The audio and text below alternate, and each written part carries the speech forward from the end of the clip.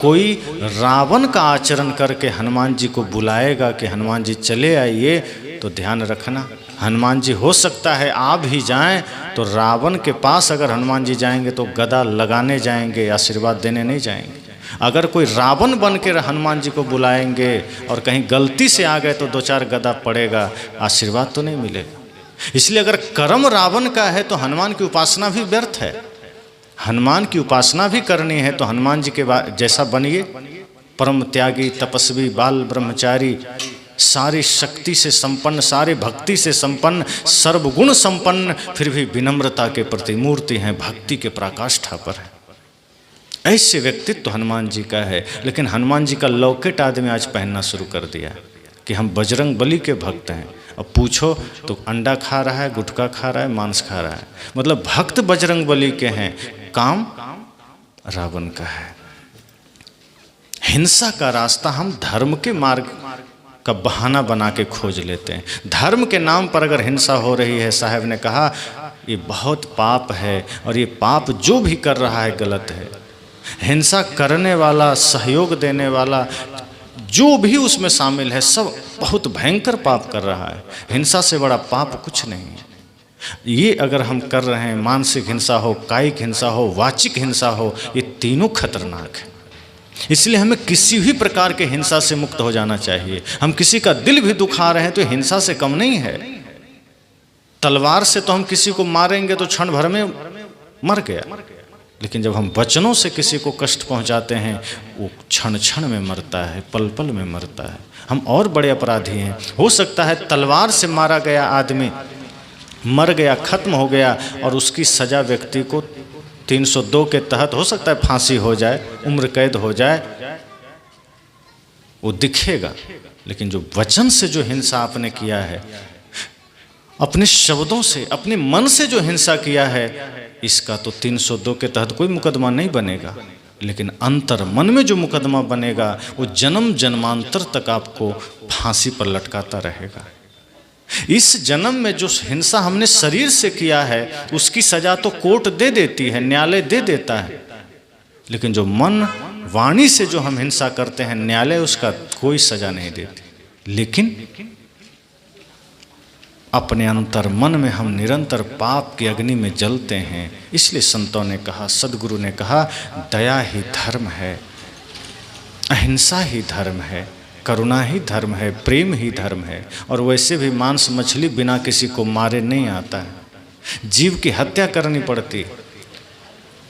गाजर मूली की तरह जमीन में गाड़ा हुआ तो नहीं है, अन्य सब्जियों की तरह पेड़ में लटका हुआ भी नहीं। जब तक किसी जीव की हम हत्या नहीं करेंगे, नहीं आ सकता। और जीव हत्या को सभी शास्त्रों ने पाप कहा है, जीव वध को सबसे बड़ा पाप कहा है। सदगुरु कबीर तो इसके बहुत खिलाफ है। जीव मत मारो बापुरा, सबका एक प्राण, ये साखी बहुत प्रचलित है, बहुत जगह आप सुनते आ रहे हैं, सुनते रहेंगे। लेकिन इसके पीछे का अर्थ हमें समझना होगा। साहब जब ये बात कहते हैं तो बड़ी पीड़ा में कहते हैं। देखे होंगे ऐसे ही जगह जगह लोगों को धर्म के नाम पर पाप करते, देखे होंगे लोगों को ऐसे ही तांडव मचाते धर्म के नाम पर। तो धर्म के नाम पर हिंसा करना बहुत बड़ा पाप है। और मांस तो आदमी का भोजन है ही नहीं। मांस मछली अंडा बीड़ी तंबाकू कुछ भी आदमी का भोजन नहीं है। आज हमारा खान पान बिल्कुल बिगड़ गया है। आदमी जो आज 99% बीमार है, कोई ना कोई रोग हर किसी के पास। कोई यहाँ जितना व्यक्ति बैठे हैं कोई नहीं कह सकते हम पूर्ण स्वस्थ हैं। कोई ना कोई रोग से ग्रसित होंगे, चाहे छोटा हो बड़ा हो। और जब रोग आता है तो हम दवा ले करके मेडिकल स्टोर घर को ही बना लेते हैं। वो रोग आता कैसे है? असंयम से आता है। जब हम कुछ गलत करते हैं जो हमें नहीं करना चाहिए, व्यवहारिक रूप से, आध्यात्मिक रूप से हम जब भी गलत करते हैं उसका परिणाम हमें मिलता है, वो कहीं अलग नहीं जाता है।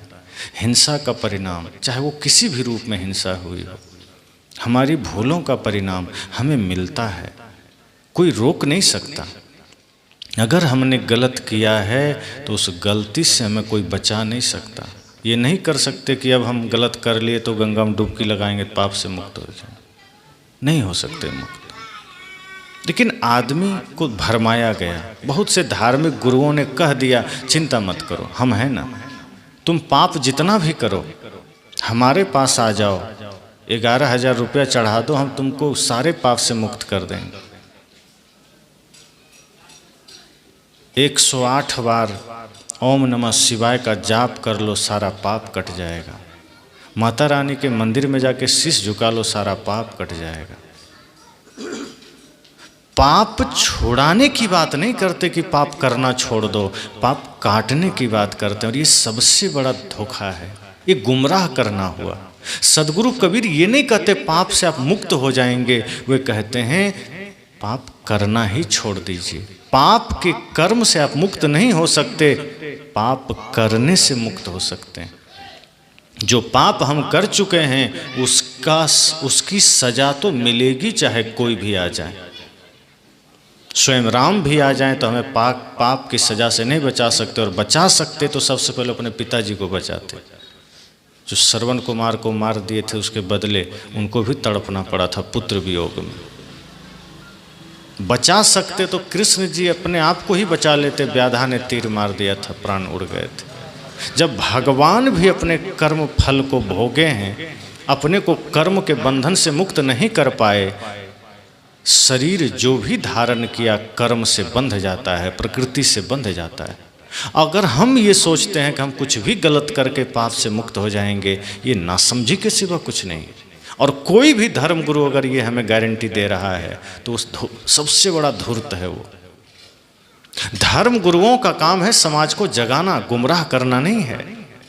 आज धर्मगुरु समाज को गुमराह कर रहे हैं कि पाप करो, भाई से झगड़ा करो, कोई बात नहीं है, माता पिता का अनादर करो, जीव की हत्या करो, कोई बात नहीं है, मेरे पास आओ, ताबीज दे देंगे, मंत्र दे देंगे, सब ठीक हो जाएगा। ऐसे गुमराह करने वाले लोग हैं। भगवान कभी नहीं कहते, सदगुरु कभी नहीं कहते कि तुम पाप करते रहो हम तुम्हें स्वर्ग दे देंगे। वे कहते हैं जब तक पाप करना छोड़ोगे नहीं, जब तक गलत करना छोड़ोगे नहीं, छोड़ना तो दूर सोचोगे नहीं, जब तक गलत करना सोचना तक बंद करना होगा, तभी जीवन में कोई सुख शांति की किरण आ सकती है, तभी स्वर्ग का जीवन हो सकता है। स्वर्ग कहीं कोई बाहर लोक नहीं है जहाँ घूस दे के प्रवेश हो जाएंगे। स्वर्ग मनस्थिति है। जब हम प्रेम की अवस्था में होते हैं, करुणा की अवस्था में होते हैं, स्वर्ग में होते हैं। जब हम क्रोध और हिंसा की अवस्था में होते हैं, नरक में होते हैं। स्वर्ग कोई बाहर कोई गोडाउन थोड़े बना है कि चलो हम महंगा टिकट खरीद के घुस जाएंगे। अगर ऐसा होता तो धनपति लोग तो सब स्वर्ग पहले ही बुक कर लेते कि यहाँ किसी को एंट्री ही नहीं देंगे, हम पहले घुस जाएंगे। पर स्वर्ग कहीं बाहर धन दौलत या नाम जब से नहीं मिलता। स्वर्ग अपने मन स्थिति के, अपने मन के ऊपर है। हम क्रोध का त्याग करते हैं, हिंसा का त्याग करते हैं, विकारों से मुक्त होते हैं, हम स्वर्ग में होते हैं। जो घड़ी हमारा प्रेम में बीतता है वो स्वर्ग का क्षण है, वो स्वर्ग का समय है, और उस अवस्था में हम जहाँ हैं वहीं स्वर्ग है। तो इसलिए हिंसा किसी भी प्रकार की हो, अगर वो धर्म के नाम पर हो रही है तब तो भयंकर अपराध है, पाप है। और आज धार्मिक चिन्हों का दुरुपयोग हो रहा है, धार्मिक प्रतीकों का दुरुपयोग हो रहा है। लोग धर्म के नाम पर ही सारे तांडव करते हैं, पाप करते हैं, झूठ बोलते हैं, पाखंड फैलाते हैं। सदगुरु कबीर हमें इन्हीं चीज़ों से जागृत करते हैं। वो झकझोरते हैं कि जगो, वो सोने नहीं देना चाहते। सदगुरु कबीर हमें जगाना चाहते हैं कि आप जगिए, हिंसा का रास्ता छोड़िए। कब तक चलते रहेंगे? अंगुलीमाल ने कहा था ना बुद्ध से ठहर जाओ, बुद्ध फिर भी चल रहे हैं। अंगुलीमाल ने कहा मैंने कहा ना ठहर जाओ। बुद्ध ठहर गए और कहते हैं मैं तो ठहर गया, तुम कब ठहरोगे? पहली बार ऐसे शब्द सुनने को मिला था। अंगुलीमाल को लगा मेरे सामने आने क्या, मेरे आवाज़ सुन के लोग थर थर कांपने लगते हैं, मूर्छित हो जाते हैं। ये आदमी कौन है जो उल्टा सवाल हमसे कर रहा है? ये कौन आदमी है? कूद के सामने आया, कहा मैंने तुमको कहा ठहर जाओ, तुम मुझे कह रहे ठहर जाओ। बुद्ध ने कहा मैं तो बहुत पहले ठहर गया था, तुम कब ठहरोगे? कहा मैं तो ठहरा हुआ हूँ। कहा नहीं, तुम बेतहासा दौड़े चले जा रहे हो, मैं बहुत पहले ठहर गया था। उसने कहा मैं समझा नहीं, मेरे सामने कोई हिम्मत नहीं करता बात करने का। कहा तुम जिस क्रूरता के रास्ते पर दौड़े चले जा रहे हो कब ठहरोगे? तुम जिस हिंसा के रास्ते पर दौड़े चले जा रहे हो कब ठहरोगे? तुम जिस अज्ञानता के रास्ते पर दौड़े चले जा रहे हो कब ठहरोगे? तुम जिस क्रोध के रास्ते पर दौड़ रहे हो बेतहासा बिना लगाम के कब ठहरोगे? मैं तो कब के ठहर चुका हूँ, मैं तो अब प्रेम और करुणा के रास्ते पर हूँ, मैं तो अब परमानंद के रास्ते पर हूँ। दौड़ तो तुम रहे हो हिंसा के मार्ग पर, तुम तो बेतहासा दौड़े चले जा रहे हो, परिणाम का ज्ञान भी है। तो आदमी दौड़े चला जा रहा है हिंसा के मार्ग पर, आदमी दौड़े चले जा रहा है पाप के मार्ग पर, सोचता ही नहीं कि इसका परिणाम भी कुछ भयंकर होने वाला है। बस परंपरा के नाम पर पाप करते चले जाना है, सोचना नहीं, अपना दिमाग नहीं लगाना है। अगर परंपरा के नाम पर ही सब करना होता तो प्रकृति के द्वारा हमें विवेक क्यों मिलता, बुद्धि क्यों मिलती? हर पल हम जाग के जी सकें, हर समय हम जागृत होकर सारे काम कर सकें, इसलिए इंसान जानवरों से अलग है। वरना अंतर क्या है? अगर एक बुद्धि और विवेक को छोड़ दें तो आदमी तो जानवर से भी गया बीता है। जानवर का तो फिर भी शरीर बिक जाता है, चाम का ढोलक बन जाता है, वाद्यंत्र बन जाते हैं, नाखून का कुछ आभूषण बन जाता है, बाल का भी कुछ बन जाता है, उसके आंतों का भी कुछ बन जाता है, उसके दांत, सब कुछ बन जाता है। मानुष तेरा गुण बड़ा, मांस ना आवे काज, हाड़ ना होते आवरण, त्वचा न बाजन बाज। अगर आदमी के भीतर से विवेक और बुद्धि निकाल दें तो आदमी जानवर के सामने दो कौड़ी का भी नहीं है। और वो आदमी घमंड कर रहा है, पाप कर रहा है, भागे चले जा रहा है। साहब ने कहा ये विवेक और बुद्धि मिली है, विवेक मिला है, बुद्धि मिली है, इसका प्रयोग करिए जीवन को बेहतर बनाने में। ऐसा कुछ अपने भीतर सद्गुण को जागृत करिए कि जानवर से कीमती आपका जीवन हो सके। वरना जानवर बेहतर है हमसे, जानवर प्रकृति में जी रहा है। कभी गाय मर जाएगी, मांस नहीं खाएगी। कुत्ता सर्वाहारी है, मांस भी खाता है, अन्न भी खाता है।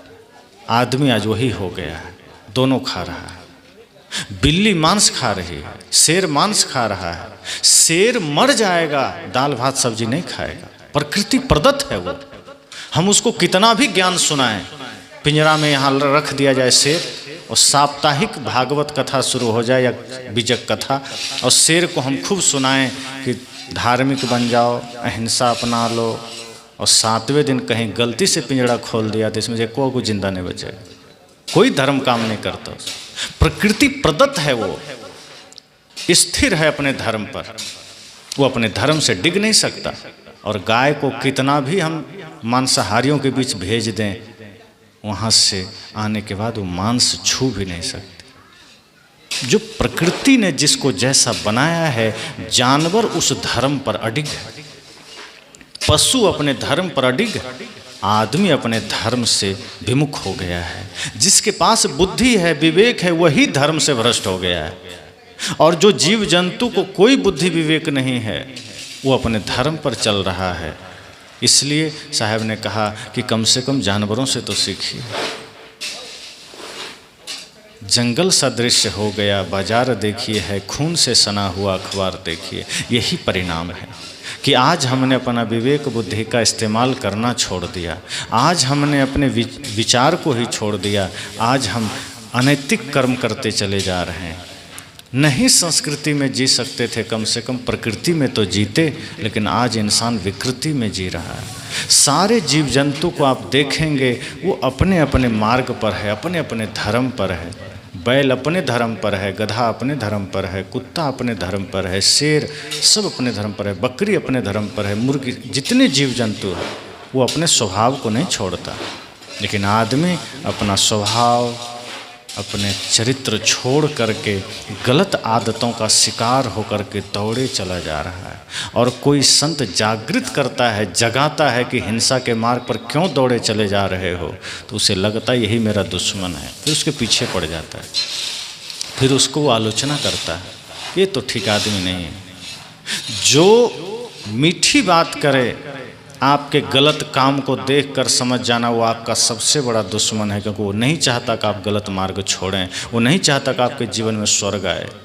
जब कोई संत हमें जगाते हैं तो संत का व्यक्तिगत कोई स्वार्थ नहीं होता है। कोई आदमी नरक में ही चला जाए, संत का क्या बिगड़ेगा।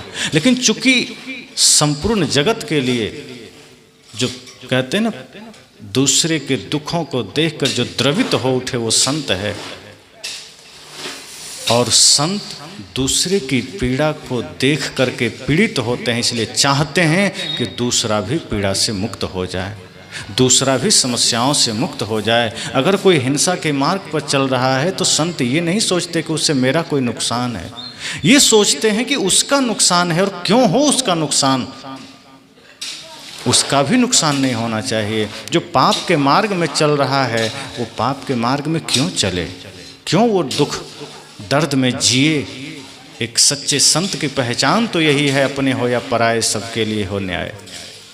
उनकी तो यही पहचान है कि अपना हो पराया हो, मत पंथ से कोई लेना देना नहीं। एक सच्चे संत को संप्रदायों से, मत पंथ से, जाति से, मजहब से, धर्म से कोई लेना देना नहीं। और धर्म से जब लेना होता है तो धर्म का अर्थ विराट होता है। आज जो लोग धर्म का अर्थ करते हैं उन धर्मों से कोई मतलब नहीं। धर्म शब्द जब कोई सच्चे संत के मुख से प्रवाहित हो, कोई पहुँचे हुए संत, पहुँचे मतलब जो अपनी स्थिति में पहुँच गए। लोग जैसे ही पहुँचे और सिद्ध संत का नाम सुनते समझते वो चमत्कार जानता होगा, वो आग में चलता होगा, वो हाथ हिला के रसगुल्ला ले आएगा, तो लोग उसको चमत्कारिक और पहुँचा हुआ संत मान लेता है। पर सदगुरु कबीर कहते हैं वो जादूगर है, मदारी है और कुछ नहीं है। जो पहुँचा हुआ संत है वो मन वाणी इंद्रियों का स्वामी है। जो पहुँचा हुआ संत है वो अपनी स्थिति में पहुँचा हुआ है, वो मदारी वाला खेल नहीं करता, वो जादूगर का काम नहीं करता। ये काम तो जादूगरों का है। तो जो सच्चे संत हैं वो अपनी स्थिति में हैं और वो हमें भी उसी स्थिति का मार्ग बताते हैं। वो अपने सुख दुख से ऊपर उठ चुके हैं, परम शांति में स्थित हो गए हैं, जहाँ संसार का कोई भी प्रभाव उनको प्रभावित नहीं कर रहा है, जहाँ कोई भी अनुकूलता प्रतिकूलता उनको डिस्टर्ब नहीं कर रहा है। तो जब ऐसे संत हमारे बीच होते हैं तो वो हमें जागृत करते हैं, इसलिए कि हम भी जग करके शांति से जी सकें, हम भी सुख और शांति में जीवन बिता सकें। इसलिए सदगुरु कबीर जब दया धर्म की बात करते हैं, अहिंसा की बात करते हैं, प्रेम की बात करते हैं, तो वो सिर्फ अपने मतपंथ की बात नहीं करते, वो समस्त इंसान की बात करते हैं। वो नहीं कहते कि तुम किसी जगह एक में बंध जाओ, वो बंधना नहीं, वो लोगों को छुड़ाना चाहते हैं। वो घेरा में बांधना नहीं चाहते, वो तो विराट बनाना चाहते हैं। वो नहीं कहते कि तुम कबीरपंथी बन के रह जाओ, वे तो कहते हैं कि कोई पंथ पंथाई की जरूरत नहीं है, तुम शुद्ध इंसान बनो। सदगुरु कबीर के मानवतावादी विचार को मानने वाला हर कोई कबीरपंथी है। उसके लिए माला ही पहने तो ही कबीरपंथी होगा नहीं। कबीरपंथी का मतलब ही है जो कबीर साहब के बताए रास्ते पर चलने वाला हो, और कबीर साहब का बताया हुआ रास्ता सांप्रदायिक नहीं है, वो मानवतावादी है। किसी का रास्ता हो सकता है सांप्रदायिक, लेकिन सदगुरु कबीर का पथ मानवतावादी है, इंसानियत का है, प्रेम का है। और जो प्रेम का पथ बताता है वो कभी सांप्रदायिक नहीं होता, वो कभी मत मजहबी नहीं होता। इसलिए हम सदगुरु कबीर को नहीं कह सकते कि उनका पंथ है तो उन्हीं के लोग के लिए है। सदगुरु कबीर की अहिंसा अन्य मतपंथ वालों के लिए क्या नुकसान करेगा। अगर सदगुरु कबीर हमें दया धर्म की बात सिखा रहे हैं, ये बात कोई रामानंद वाला सुन लेगा तो क्या उसको पेट में दर्द हो जाएगा, या वो मान लेगा तो उसको कष्ट होगा। सदगुरु कबीर के ज्ञान अगर कोई अन्य मतपंथ मुसलमान सुन लेगा तो क्या उसको बुखार आएगा, नहीं आएगा। सदगुरु कबीर का ज्ञान संपूर्ण मानवता के लिए है। कोई भी सुनेगा वो कबीर साहब की वाणी उसके हित के लिए ही होगी, उसका फायदा ही करेगा। उसी तरह से बुद्ध का जो ज्ञान है, क्या कबीरपंथी सुन लेगा तो दिक्कत हो जाएगी? नहीं होगा। महापुरुषों ने जो भी सत्य कहा है, जो भी प्रेम का मार्ग दिया है, चाहे कोई भी हो, राम की मर्यादा अगर आज का व्यक्ति धारण कर ले तो क्या राम जी की मर्यादा दूसरों को दिक्कत करेगी? वो सुख ही देगा। कृष्ण का प्रेम अगर अन्य मतपंथ के लोग धारण कर लें तो वो प्रेम उसे आनंद ही देगा, दिक्कत नहीं देगी। इसलिए हमको विराट बनना है, क्षुद्र नहीं बनना है, हमको सिकुड़ना नहीं है। सदगुरु कबीर तो कहते थे, को हिंदू को तुरुक कहावे एक जिमी पर रही। लेकिन आज आप थोड़ा व्याख्या करिए। वो तो कह रहे हैं, हमारे ऋषि कहते हैं वसुधैव कुटुंबकम, सदगुरु कबीर कहते हैं को हिंदू को तुरुक कहावे। अब आप जरा थोड़ा इस पर व्याख्या करिए। ऋषियों ने कहा पूरा पृथ्वी परिवार है, लेकिन आज क्या हुआ? पूरा पृथ्वी 7 भागों में बट गया, 7 महादेश बन गया, पूरा परिवार कहाँ रहा? और अगर 7 महादेश में भी मामला रहता तो बात समझ में आती। 7 महादेश 200 से अधिक देश में बट गया, अब वो भी मामला गया। अब तो ये देश, ये पूरी दुनिया 200 देशों में बट गई। सदगुरु कबीर और अन्य महापुरुषों ने जहाँ संपूर्ण धारा को एक कहा है, वो धारा 200 देशों में बट गया।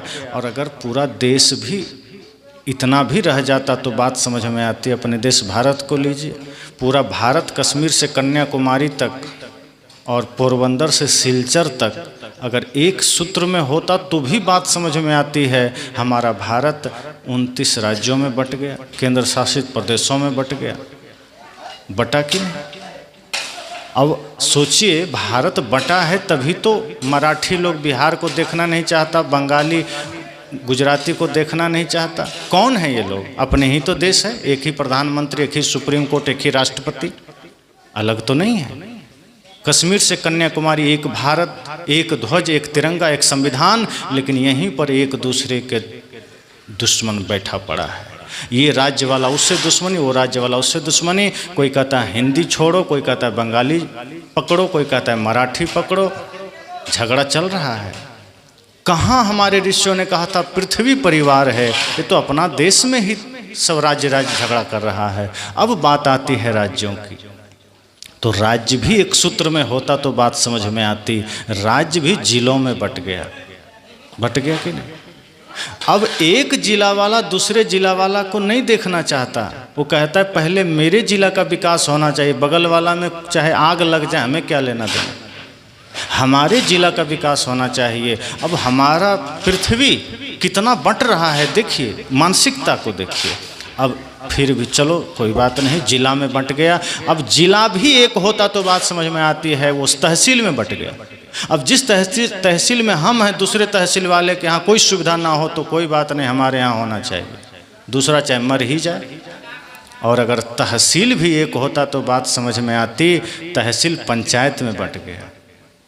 अब हम जिस पंचायत में हैं हम इसका विकास देखेंगे, बगल में चाहे नरक मच रहा हो हमें कोई दिक्कत नहीं है।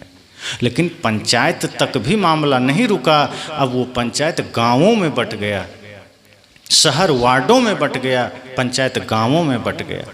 और गांव तक भी मामला नहीं रुका, गांव मोहल्लों में बट गया। अब एक मोहल्ला वाला दूसरे मोहल्ले को गाली दे रहा है कि नहीं इधर बिजली रहे उधर रहे, ना रहे कोई बात नहीं, इधर सड़क बने उधर ना बने। मोहल्ला से भी दिक्कत हो रही है। और मोहल्ला तो छोड़िए, वहाँ तक भी मामला नहीं रुका।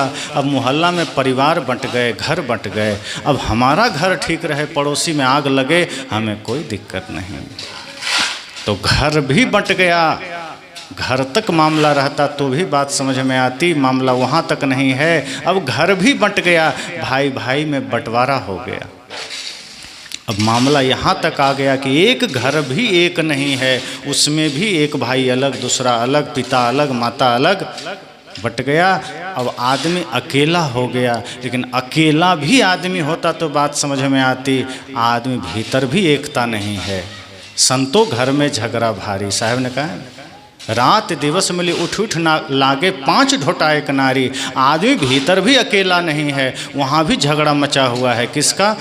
इंद्रियों का झगड़ा मचा हुआ है। आँख सुंदर रूप देखना चाहती है, कान सुंदर शब्द सुनना चाहता है, नाक सुंदर गंध लेना चाहता है, जीभ सुंदर स्वाद लेना चाहता है, हाथ सुंदर स्पर्श चाहता है। पांचों में झगड़ा मचा हुआ है। सभी इंद्रियां एक दूसरे से झगड़ा कर रहा है। और इसका प्रमाण देखिए, अभी मैं बोल रहा हूँ, यही ताज़ा देख लीजिए। और बोलते बोलते माइक खराब हो जाए तो आँख से तो आप हमें देख रहे हैं, आँख को तो अच्छा लग रहा है, लेकिन आवाज़ जैसे ही बंद होगा कान कहेगा जल्दी ठीक कराओ उसको, हमको नहीं मिल रहा है। आँख को मिल रहा है, कान को नहीं मिले, कान तुरंत आपको तैयार करेगा, जल्दी जाओ माइक वाले के पास, कहाँ गया, ठीक कराओ, आवाज़ नहीं आ रही। कान को संतोष है, आँख को मिल रहा है ना, लेकिन कान को आँख से कोई लेना देना नहीं। वो कहता नहीं मुझे भी चाहिए।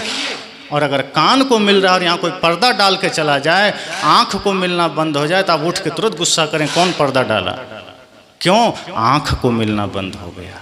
आँख को भी चाहिए, उसको कान से कोई लेना देना नहीं है। और इसी समय बदबू आने लगे तो आँख को कान को कोई दुख नहीं है। नाक आपको कहेगा उठो यहाँ से, हमें यहाँ नहीं बैठना है, आपको उठा देगा। नाक को कष्ट है। तो भीतर भी तो झगड़ा मचा है। साहेब ने तो कहा था को हिंदू को तुरुक कहावे, ऋषियों ने कहा था वसुधैव कुटुंबकम, लेकिन वो विराट संस्कृति, वो विराट विश्व हम संभाल के नहीं रख पाए। बढ़ते बढ़ते बढ़ते आदमी अपने आप में भी इतना बंट गया कि वो अपने आप में भी नहीं है।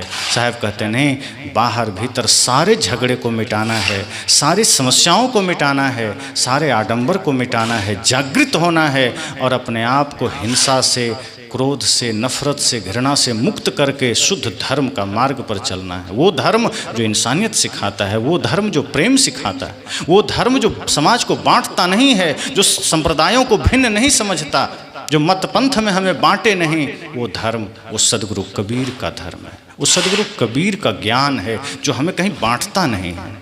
अन्य तो बांट देते हैं।